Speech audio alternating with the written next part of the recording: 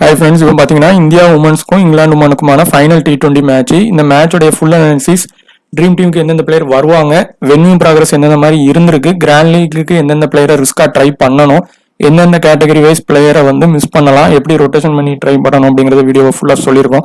So வீடியோவை skip பண்ணாமல் பாருங்கள். இந்த வென்யூட பிச் ரிப்போர்ட், இங்கே ப்ராக்ரஷன் எந்தெந்த மாதிரி ஆயிருக்கு அப்படிங்கிறது இதே வீடியோவில் சொல்லியிருக்கிறோம். இங்கே 90 மேட்சஸ் ப்ளே பண்ணதில் ஃபர்ஸ்ட் வின் பண்ணவங்க 10, செகண்ட் வின் பண்ணவங்க 9 பண்ணியிருக்காங்க. இங்கே பார்த்தீங்கன்னா ஆவரேஜ் ஸ்கோரே பார்த்தீங்கன்னா 150 to 160 170 வரைக்கும் தான் வரதுக்கான இது வரைக்கும் ரெஜிஸ்டர் ஆயிருக்கு. லோ ஸ்கோர் பார்த்தீங்கன்னா 46க்கு அவுட் ஆகிருக்கிறாங்க. ஹை ஸ்கோரே வந்து பார்த்தீங்கன்னா இங்கே 167 வரைக்கும் ரெஜிஸ்டர் ஆயிருக்கு. இந்த வென்யூல பார்த்தீங்கன்னா லாஸ்ட்டாக நடந்த 6 T20 மேட்ச் ரிசல்ட்லையும் பார்த்தீங்கன்னா ஃபாஸ்ட் பவுலர் ஸ்பின்னர்ஸ் ரெண்டு பேருமே ஈக்குவலாகவே விக்கெட்ஸ் எடுத்திருக்கிறாங்க. மேக்ஸிமம் பார்த்தீங்கன்னா இங்கே வந்து ஆஸ்திரேலியா ஃபர்ஸ்ட் பேட்டிங் பிடிக்கும் போதே 161 ரன்ஸ் அடிச்சிருக்கிறாங்க. அதை வந்து இந்தியா உமன்ஸ் வந்து 152 வரைக்கும் அடிச்சு சேஸ் பண்ண முடியாம 10 விக்கெட் இதுல அவுட்டும் ஆயிருக்காங்க. அதே மாதிரி இங்கிலாந்துக்கு எதிராக விளையாடும் போது 164 அடிச்சிருக்கிறாங்க. அதுக்கப்புறம் பாத்தீங்கன்னா இங்கிலாந்து வந்து உமன்ஸ் வந்து அதை சேஸ் பண்ணிருக்கவும் செய்யறாங்க. ஸோ மேக்சிமம் பாத்தீங்கன்னா 170 வர்றது இங்க உள்ள ஸ்கோர் ஆனது ரெஜிஸ்டர் ஆயிருக்கு. இங்க நடந்த ரீசன்ட் மேட்சஸ்ல பாத்தீங்கன்னா ஸ்பின்னர்ஸ் அண்ட் ஃபாஸ்ட் பவுலர்ஸ்க்கு ஈக்குவலாவே இங்க விக்கெட் கிடைச்சிருக்கு. ஆனாலும் பாத்தீங்கன்னா லேட்டஸ்ட் பிச்சு ரிப்போர்ட் பார்க்கணும், எந்த பிச்சு யூஸ் பண்றாங்கன்னு கண்டிப்பா அதை பார்க்கணும். அதே மாதிரி பாத்தீங்கன்னா ஸ்பின்னர்ஸுக்கும் ஃபர்ஸ்ட் இன்னிங்ஸ்லயும் விக்கெட் கிடைச்சிருக்கு, ரெண்டாவது இன்னிங்ஸ்லயும் ஈக்குவலா கிடைச்சிருக்கு. ஃபாஸ்ட் பவுலர்ஸுக்கு பாத்தீங்கன்னா ஃபர்ஸ்ட் இன்னிங்ஸ்ல வந்து அதிகமாக விக்கெட் கிடைச்சிருக்கு செகண்ட் இன்னிங்ஸை விட. ஸோ ஃபர்ஸ்ட் இன்னிங்ஸ்ல போடுற ஃபாஸ்ட் பவுலர்ஸ்ல இருந்து கூட ஒருத்தங்க நல்ல பெர்ஃபார்மன்ஸ் பண்றதுக்கான வாய்ப்பு இந்த மேட்ச்ல இருக்கு. ஹெட் டு ஹெட் ரெக்கார்ட் பொறுத்தவரை பொதுவான இது வந்து பாத்தீங்கன்னா இங்கிலாந்து டாமினேட் பண்ணாலும் ரீசெண்ட் ரெக்கார்ட்ஸ் வச்சு பார்க்கும்போது இந்தியாவும் இங்கிலாண்டும் ஈக்குவல் ஃபைட்ல தான் பண்ணிட்டு இருக்கிறாங்க. ஸோ அந்த இதுக்கு தக்கனமாவே பண்ணலாம். இந்தியாவுடைய பிளேயர்ஸ் தான் இந்த வென்யூவை பொறுத்தவரை நல்ல ரெக்கார்டும் வச்சிருக்காங்க. ஸோ இந்தியா டீமுக்கு இது வந்து ஒரு சின்ன அட்வான்டேஜ். ஆனா எந்தெந்த பிளேயர் வந்து பிளேயிங் லெவல்ல இருப்பாங்கிறது பார்க்கணும். பாத்தீங்கன்னா இந்த லாஸ்ட் உள்ள லைனப்ல நடந்த மேட்ச்ல உள்ள லைனப் இதுல கண்டிப்பா இந்தியாட்ட இருந்தும் லைனப்பை சேஞ்ச் பண்ணுவாங்க. ஏதாவது ஒரு முக்கியமான பிளேயர் ஓடிஐக்கும் விளையாடுவாங்க. இப்ப மந்தனா பாத்தீங்கன்னா ஓடிஐயும் விளையாடுவாங்க. இந்த மாதிரி பிளேயர் தீப்தி சர்மா இந்த மாதிரி சில பிளேயர்ஸுக்கு வந்து ரெஸ்ட் கொடுத்துட்டு அவங்களுடைய பேக்கப் பிளேயரை உள்ள கொண்டு வருவாங்க. பாத்தீங்கன்னா இங்கிலாந்து உமன் வந்து சீரீஸ் லாஸ் ஆனதுனால இனி வர மேட்ச் வந்து பாத்தீங்கன்னா அவங்க பாட்டுக்கு ரொம்ப ஃப்ரீயாவே விளையாடுவாங்க. அவங்க ஏற்கனவே பாத்தீங்கன்னா ஃபீல்டின்னு எல்லாமே பாத்தீங்கன்னா ஸ்ட்ரகிள் பண்றாங்க. கண்டிப்பா லைனப்ல கண்டிப்பா டாப் ஆர்டர்ல சேஞ்ச் இருக்க அதிகமா வாய்ப்பு இருக்கு பேட்டிங்ல. அதே மாதிரி பவுலிங்லையும் சேஞ்ச் பண்ண அதுக்கு வாய்ப்பும் இருக்கு. மேக்சிமம் 2-3 சேஞ்சஸ் அவங்க டீம் பக்கம் கண்டிப்பா இருக்கும். பாத்தீங்கன்னா இந்தியாவுக்கும் இங்கிலாந்துக்குமான கடைசி T20 மேட்ச் சீரீஸ் வின் பண்ணிட்டாங்க இந்தியா. இப்போ இந்த மேட்ச் வந்து ஃபார்மாலிட்டிக்கு இதுபடி நடக்கும். பிளேயிங் 11ல் நிறைய சேஞ்சஸ் வந்து கண்டிப்பாக இருக்கும். ஒரு 2 சேஞ்சஸாவது 2 டீம்ல இருந்து இருக்கும். இங்கிலாந்து பக்கம் கூடவே இருக்க வாய்ப்பு இருக்கு. லாஸ்ட்டாக நடந்த T20 மேட்சோடைய ட்ரீம் 11 பேட்டர்ன் வந்து எப்படி வந்திருக்கு, எப்படி எந்தெந்த பிளேயர் வந்திருக்காங்க அப்படிங்கிறதையும் பார்ப்போம். இப்போ ஹை பிக்கில் பார்த்தீங்கன்னா தீப்தி சர்மாவே வரல. ஒன் சைடாக டீமாக இருந்தால் கூட வரல. இதில் இருந்து என்னென்னா இப்போ ராதா யாதவ், சரானி இவங்க 2 பேருமே பெர்ஃபார்மன்ஸ் பண்ண போய் அவங்களுக்கான அந்த ஒரு விக்கெட்டுக்கு அப்புறம் அவங்களுக்கு அந்த விக்கெட் ஆனது போகலை. இது லாஸ்ட் மேட்ச் பார்த்தீங்கன்னா தீப்தி சர்மா வந்து பெருசாக பண்ணியிருப்பாங்க, சரானி அவங்களும் பண்ணியிருப்பாங்க, ராதா யாதவ் ஃபெயிலியர் ஆயிருப்பாங்க. ஸோ இந்த மாதிரி தான் அந்த பிளேயர் ஆனவங்க வராங்க. இதில் லோ பிக்கில் ஃபஸ்ட்டு நம்ம சொல்லியிருந்தோம் ஐவாங் சீடினில் கண்டிப்பாக ஐவாங் சீடின், அதுக்கப்புறம் பார்த்தீங்கன்னா ஃபில்லரில் இருந்து 2 பேர் வர்றதுக்கு அதிக வாய்ப்பு இருக்குது, இல்லைனா ஒருத்தங்க உறுதியாக வருவாங்கன்னு. அதில் சீடினை மென்ஷன் பண்ணி மெயினாக சொல்லியிருந்தோம். சீடின் வந்திருக்காங்க. சரானி வந்து மஸ்ட் பிக்கு போத் இன்னிங்ஸ்னு சொல்லியிருந்தோம். ஏரெட்டி வந்து கேட்ச் பிடிச்சே வந்துட்டாங்க. அதே மாதிரி எக்லிஸ்டோன் பார்த்தீங்கன்னா பேட்டிங் பவுலிங்கில் மஸ்ட் பிக்கு தான். அவங்கள வந்து ரொட்டேஷன் பண்ண வேண்டாம். அப்படி ரொட்டேஷன் பண்ணால் எக்லிஸ்டோன் இல்லைனா எல்பெல் இந்த 2 பேரில் தான் ஒருத்தங்க வருவாங்க. ஆனால் எக்லிஸ்டோன் தான் மஸ்ட் பிக்கில் வருவாங்க. ஸோ அவங்களே ட்ரை பண்ணலான்னு சொல்லியிருந்தோம். ராதா யாதவ் பார்த்தீங்கன்னா கொஞ்சம் லோ பிக்கில் இருந்தாங்க. ஸோ அவங்கள மிஸ் பண்ண வேண்டாம், இந்த மேட்சுக்கான வாய்ப்பு அதிகமாக இருக்குன்னு சொல்லியிருந்தோம். அவங்களும் வந்துட்டாங்க. அடுத்து மந்தனா வந்து 50-50 வாய்ப்பு. சேஸ் இன் பண்ணாங்கன்னா அவங்க கண்டிப்பாக பண்ணிடுவாங்க அப்படின்னு சொல்லியிருந்தோம். ஒரு ட்ரீம் டீமுக்கு வந்துட்டாங்க. ஹைச்கர், மந்தனா 2 பேருமே பார்த்தீங்கன்னா இங்கே சேஸ் இன் நல்லா பண்ணியிருக்காங்க அப்படின்னு சொல்லியிருந்தோம். ஸோ ஒரு ஹைச்கரா ஐச்கர் வந்து வந்துட்டாங்க. அதே மாதிரி சிஃபாலி வர்மா ராட்ரிகஸில் ஒருத்தங்க வருவாங்க, ஒருத்தங்க வரமாட்டாங்க. ஸோ அதை வந்து நீங்கள் நம்ம இன்னிங்ஸ் வைஸ் ட்ரை பண்ணி பார்த்தீங்கன்னா பிடிச்சிடலாம் அப்படின்னு சொல்லியிருந்தோம். அதே மாதிரி வந்துட்டாங்க. விக்கெட் கீப்பர் செக்ஷனில் ரிச்சா கோஷே போதுமானது அப்படின்னு சொல்லியிருந்தோம், அவங்களும் வந்திருக்கிறாங்க. ஸோ இதுலேயும் லோ பிக் பிளேயர்ஸும் உள்ளே வந்திருக்கிறாங்க. ஸோ நம்ம ஜிஎல் வின் ஆகும்போது அந்த லோ பிக் பிளேயர்ஸ் தான் நம்ம ரேங்கை கூட்டி கொடுப்பாங்க. இந்த வென்யூட ப்ராக்ரஸ் பார்த்தீங்கன்னா இது வந்து இது வரைக்கும் விளையாண்ட மேட்ச்லேயே பார்த்தீங்கன்னா ஆவரேஜ் ஸ்கோரே பார்த்தீங்கன்னா ஒரு 150 to 160 தான் இங்கே ரிஜிஸ்டர் ஆகிருக்கு. போத் ஃபாஸ்ட் பவுலர்ஸுக்கும் சப்போர்ட் ஆகிருக்கு, ஸ்பின்னருக்கும் சப்போர்ட் ஆகிருக்கு. நம்ம அந்த சொல்லும் போதே பார்த்துருப்பீங்க. அதில் வந்து பார்த்தீங்கன்னா ப்ராக்ரஷனில் வந்து பவர் பிளேயில் ஃபஸ்ட் இன்னிங்ஸும் விக்கெட் வந்து விழுந்திருக்கு, செகண்ட் இன்னிங்ஸ்லையும் விக்கெட் விழுது. இப்போ இங்கிலாந்து பிடிக்கிறாங்கன்னா அந்த இடத்துல 2 விக்கெட் விழலாம், இந்தியா பிடிக்கிறாங்கன்னா 1 விக்கெட் வரைக்கும் விழ வாய்ப்பு இருக்குது. சேஸின் பண்ணும்போது இந்தியாவுக்கு 1 விக்கெட் விழலாம், 1 விக்கெட் வந்து கண்டிப்பாக விழுறதுக்கும் வாய்ப்பு இருக்குது. ஏன்னா ஒரு பேலன்ஸ்டு கண்டிஷனில் தான் இருக்குது பிச்சானது. ஸோ ஒன் சைடாக போச்சுன்னா வேணால் அந்த மாதிரி வராமல் இருக்க வாய்ப்பு இருக்கும். அதே மாதிரி பார்த்தீங்கன்னா இந்த வென்யூவில் யாரெல்லாம் நல்ல பெர்ஃபார்மன்ஸ் பண்ணியிருக்காங்கன்னா மந்தனா வந்து பண்ணியிருக்காங்க, 250 இந்த வென்யூவில் அடிச்சிருக்காங்க. அதில் அதே மாதிரி 3 டைம் ஃப்ளாப் ஆகிருக்காங்க. ஸோ அவங்கள பொறுத்தவரை 50% லாஸ்ட் மேட்ச் சொன்ன மாதிரி 50-50 அடித்தா அவங்க பெருசாக சிவிசி அளவுக்கும் அடிச்சிருவாங்க. ஸோ அந்த மாதிரி கண்டிஷனில் இருக்காங்க. அதே மாதிரி வேறு யாருக்கெல்லாம் வாய்ப்பு இருக்குது அப்படிங்கிறத அந்த கேட்டகரி போகிறப்ப சொல்கிறேன். எக்லிஸ்டோன் பொறுத்தவரை இந்த வென்யூவை பொறுத்தவரை அவங்க மேக்ஸிமம் பார்த்தீங்கன்னா 1 விக்கெட் எடுக்கிறாங்க, இல்லை அப்படின்னா விக்கெட்டே எடுக்கலை. ஒரே ஒரு மேட்ச்சில் தான் 2 விக்கெட் எடுக்காங்க.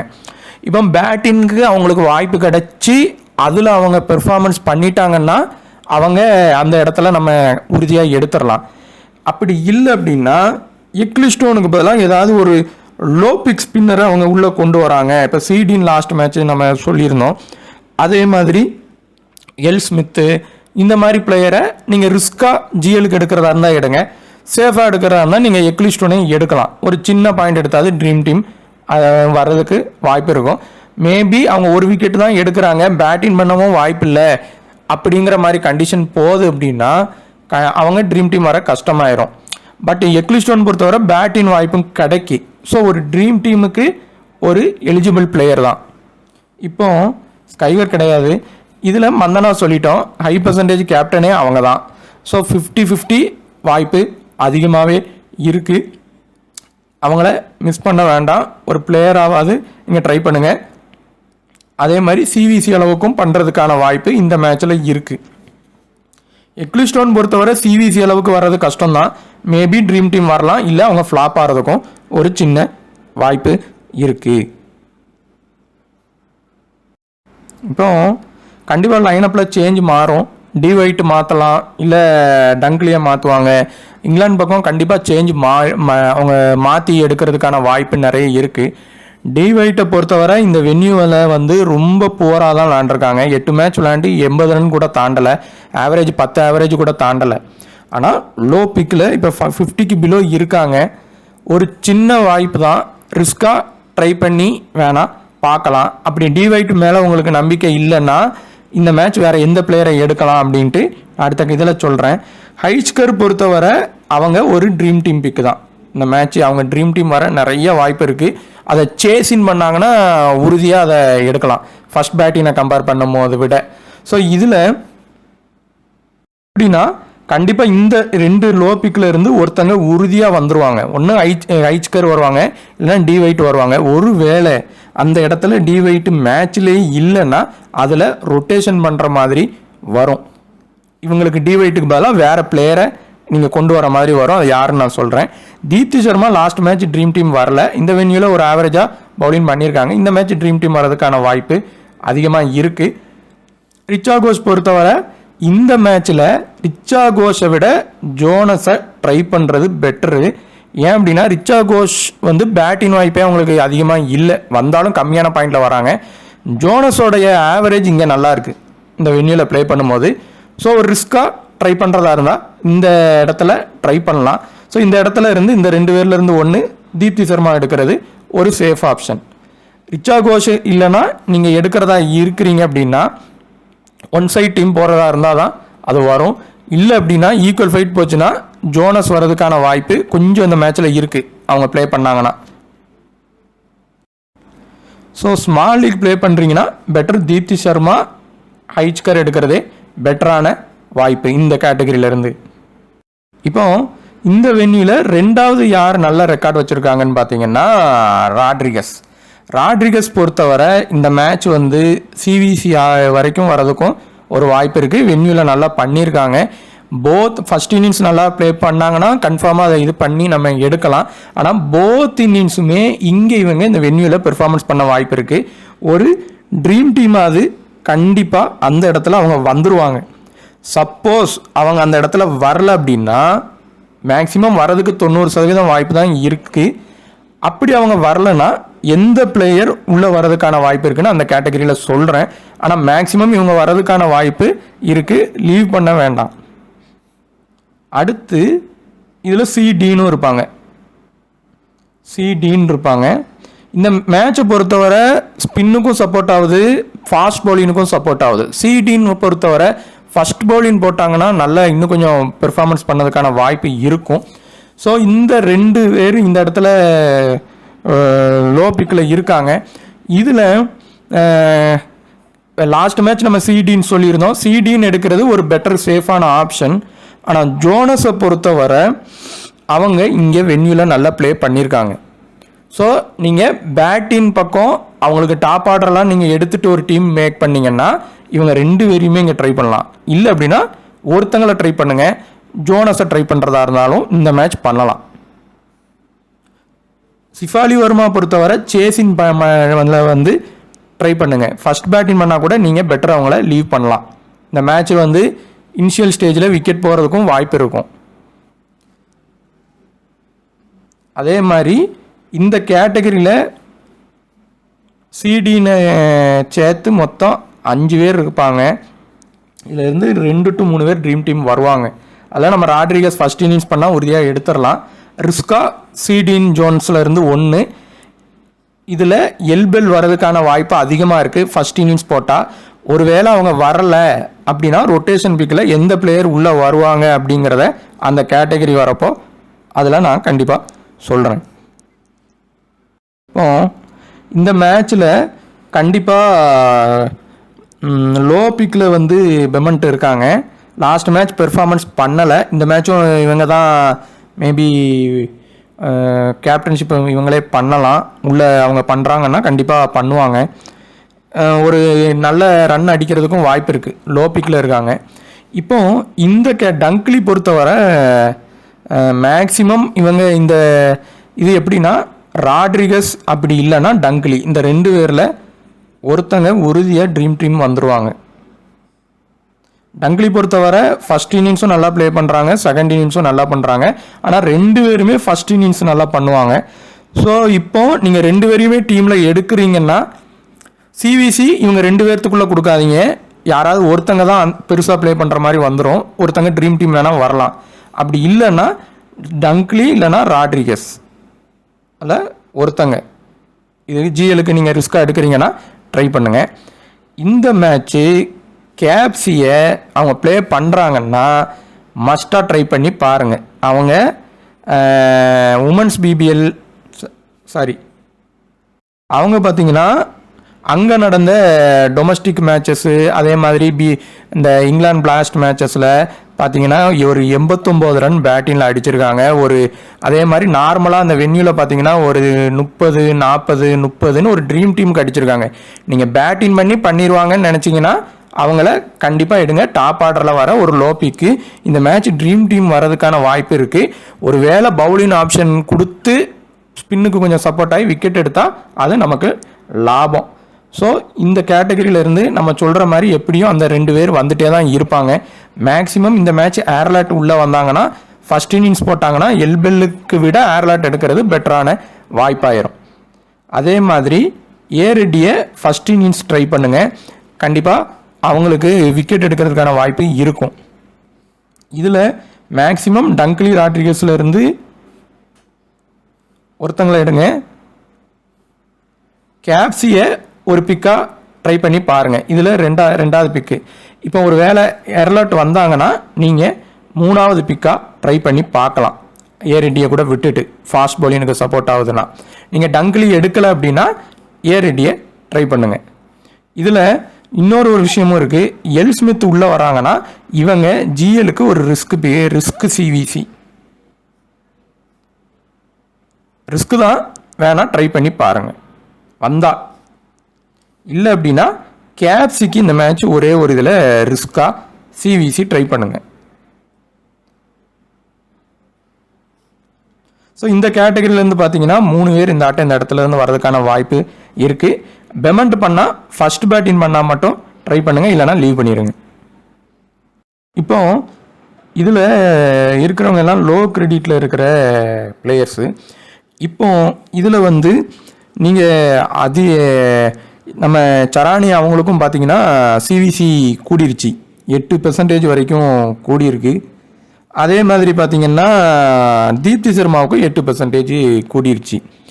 அப்புறம் ராதா யாதவும் பார்த்தீங்கன்னா அவங்க ஒரு ஈக்குவலாக இருக்காங்க. இப்போ இந்த மேட்ச் பொறுத்தவரை ராதா யாதவ் வந்து ஒரு ரொட்டேஷன் பிக்கில் ட்ரை பண்ணி பாருங்கள். எப்படின்னா இந்த மேட்ச்சில் ஒன்று எல்பெல் ட்ரீம் டீம் வந்துடுவாங்க. ஃபர்ஸ்ட் பவுலிங் போட்டாங்கன்னா அவங்க வரதுக்கான வாய்ப்பு ஒரு 50%-60% வரைக்கும் இருக்கும், வந்துடுவாங்க மேக்ஸிமம்.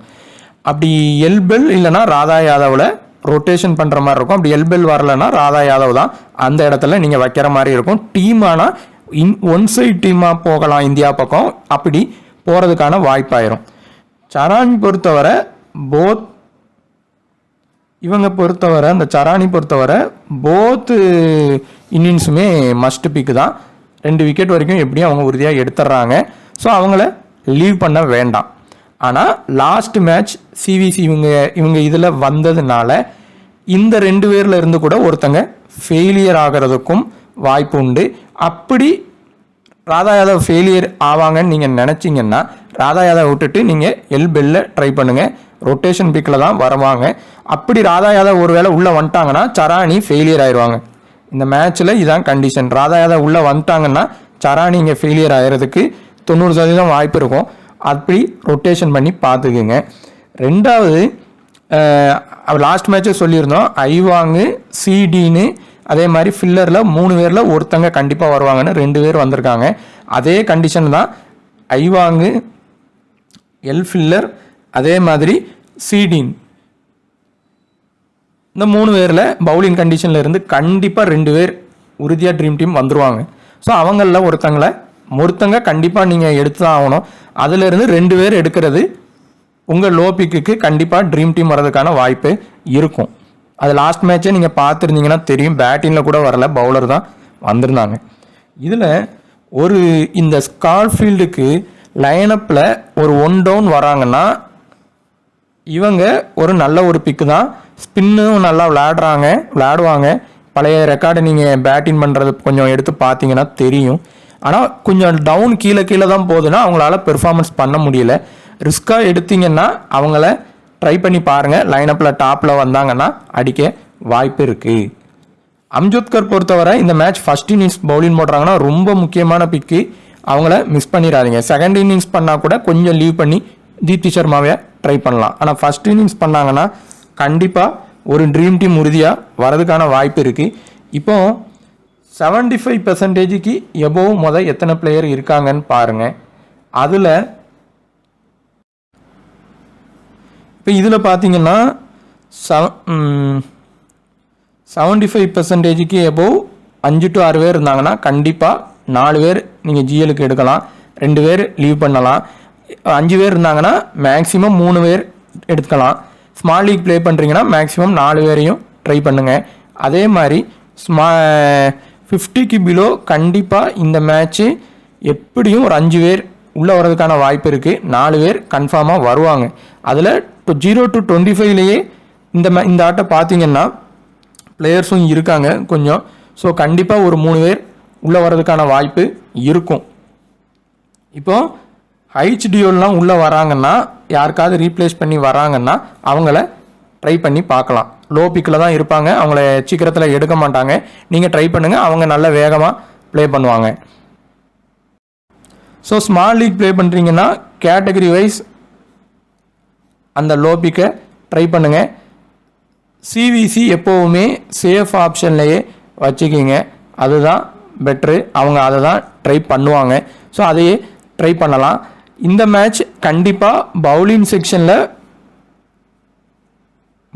செக்ஷனில் ஒருத்தங்க நல்ல பெருசாக ப்ளே பண்ணுறதுக்கான வாய்ப்பும் இருக்கும். அவங்களுக்கு அந்த வீசி கொடுக்கலாம். அதில் கண்டிப்பாக இந்தியா பவுலர்ஸ்னால் நம்ம லோ பிக்கில் யார் இருக்காங்களோ அவங்களுக்கு அந்த ஃபஸ்ட்டு ப்ரிஃபரன்ஸை கொடுங்க.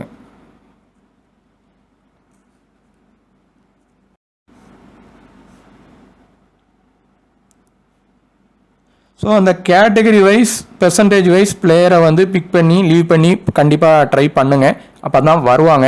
ஒருவேளை ராதா யாதவே டீமில் இல்லை அப்படின்னா எல்பெல் வந்து ட்ரீம் டீம் உறுதியாக உள்ளே வந்துடுவாங்க மேக்ஸிமம். அதே மாதிரி ராதா யாதவ் இல்லை அப்படின்னா இந்த எஸ்ரானாங்கிறவங்களுக்கு 4 ஓவர் கிடைக்கும். அவங்களுக்கு நீங்கள் ட்ரை பண்ணுங்கள். அவங்க 4 ஓவர் போடுற கட்டாயம் வரும். விக்கெட் ஃபால் எடுப்பாங்க. ரொம்ப லோ பெர்சன்டேஜில் இருக்காங்க. உங்களுக்கு கண்டிப்பாக ரேங்க் ஆனது கூடிரும். வீடியோ பார்த்துட்டு உங்களுக்கு ஏதாவது ஒரு விஷயம் யூஸாக இருந்துச்சுன்னா கண்டிப்பாக ஷேர் பண்ணுங்கள், சப்ஸ்கிரைப் பண்ணுங்கள், டெலிகிராமில் ஜாயின் பண்ணுங்கள்.